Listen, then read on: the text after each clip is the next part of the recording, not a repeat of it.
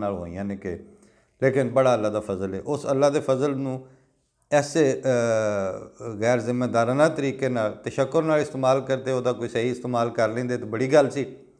लेकिन उहदा नतीजा और उहदा इस्तेमाल की कीता कि हुण इस वक्त 1.5 लाख के लगभग केसिस ने जिहड़े रिपोर्ट हो चुके हैं तो इस तरह अमवात भी 2.5-3 हज़ार के दायरे कार नूं पहुंचियां पईयां ने।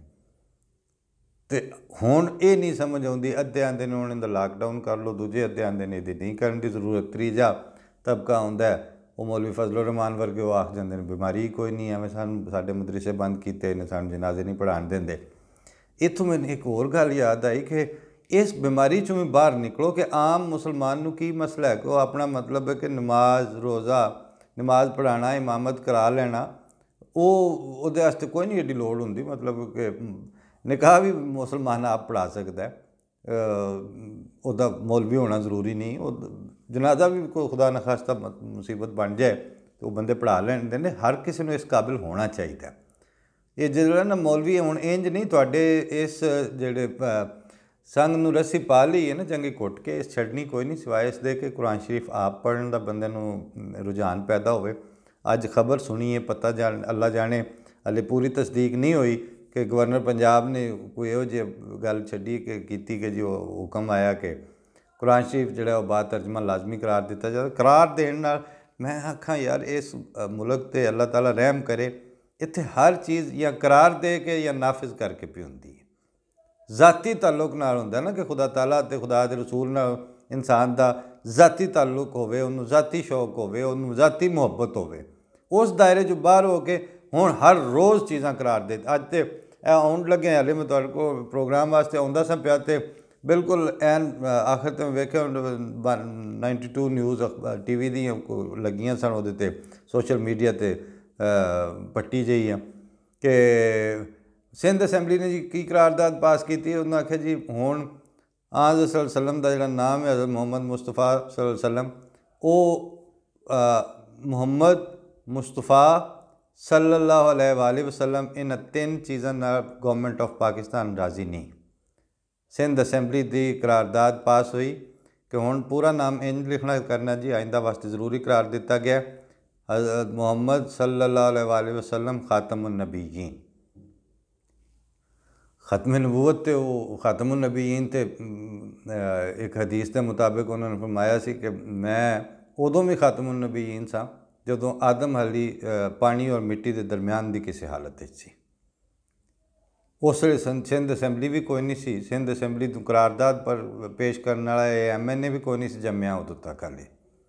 तो अल्लाह ताला ने रसूलुल्लाह सल्लल्लाहु अलैहि वसल्लम ने यह खबर दी कि मैं और उन्होंने बयान की अपनी हदीस मुबारक कि मैं उदों भी ख़ातमुन नबीयीन सा और उस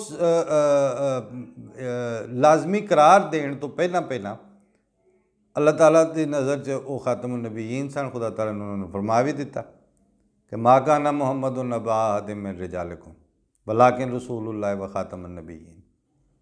लेकिन एक करारदादा पता नहीं होने। दूसरा एक अजीब जहा सवाल ये भी है कि ये सिंध असैंबली तो चलो उसका दायरा कार सिंध तक हो गया, पाकिस्तान तक कर लो, ये बाकी मुल्कों आज़ सल्लम के नाम के नाल जदों तक इकरार नहीं दिता गया तो फिर उत्थे की बनेगा और ये फ़र्क की पवेगा। या तो होवे ना कि मतलब है कि आज़ सल्लम के बारे कुरान शरीफ ने या खुदा ताला ते फरमाया ना कि मतलब इस बुजुर्ग रसूल दी और इस रहमतुल लिल आलमीन दी बासत जिहड़ी है वो बनी नो इंसान के करैक्टर तब्दीलियां ले आ रही है। सिंध असैंबली की इस करारदाद तो बाद अगली रस्साकशी थोड़ी बंद हो जानी है। थोड़े सियासी तौर तरीके असल गल इन्नी है कि इन्हां दे काम कोई होर सन, इन्हां काम फड़ कोई होर ले ने और ऐसे कोई नेक बख्त ने कि गल अजिही विचों लभ के लियाउंदे ने, आंदे ने बई यह करारदाद पेश कर दो क्योंकि आज़ सल्लम के नाम की करारदाद है, किन्ने थानू पूछना तो किन्ने करने। यानी सियासी फोरम का होर कोई काम नहीं रह गया, हुण वो इन्हां इशूज़ दे विच आ गया। और अगली मुसीबत यह है कि जिहड़ा इन्होंने यह गल आखेगा कि इन्हां पैटी इशू, हाँ ये पैटी इशूज़ आते पे ने, वो तो हुण सोशल मीडिया ते लोग अपनी करते हैं पे तबसरे। लेकिन बहरहाल ਇਹਨਾਂ ਨੂੰ ਕੋਈ ਪੁੱਛਣ ਵਾਲਾ ਹੋਵੇ ਤਾਂ ਉਹਨਾਂ ਨੂੰ ਆਖੇ ਕਿ ਭਾਈ ਤੁਹਾਨੂੰ ਜਿਹੜੇ ਪਹਿਲੇ ਵੱਡੇ ਵੱਡੇ ਕੰਮ ਕਰਨ ਵਾਲੇ ਸਨ ਉਹ ਉਹਨਾਂ ਨੂੰ ਨਿਪਟਾ ਲਿਆ ਜੇ। ਉਹ ਨਮਾਜ਼ ਰੋਜ਼ਾ ਹਜ ਜ਼ਕਾਤ ਇਹ 5 ਜਿਹਨਾਂ ਨੂੰ ਪਿਲਰ ਆਫ ਈਮਾਨ ਤੇ ਪਿਲਰ ਆਫ ਇਸਲਾਮ ਸਨ, ਇਹਨਾਂ ਆਂਦੀ ਉੱਥੇ ਕੀ ਸੂਰਤ ਹਾਲ ਹੈ ਪਾਕਿਸਤਾਨ ਵਿੱਚ। ਇੱਕ ਜਨਰਲ ਜੋ ਇੱਕ ਅਮੂਮੀ ਦਿਆਨਤ ਦਾ ਉੱਥੇ ਕੀ ਲੈਵਲ ਹੈ। ਬਹਰਹਾਲ ਅੱਗੇ ਟੁਰਨੇ ਆ ਇਹਨਾਂ ਦੀ ਤੇ ਇਹ ਉਹ मीर दा शेर है कि सरापे पे जिस जा नज़र कीजिए वहीं उम्र सारी बसर कीजिए। कि पाकिस्तान दे सियासी और समाजी जिसम दे उत्ते जिथे भी नज़र मारो तो अगर टुरे ही नहीं जाता, उत्थे ही बंदा बेशक सारी उम्र बह के बोलता रहे तो सोचता रहे भी इन्हों हो की गया।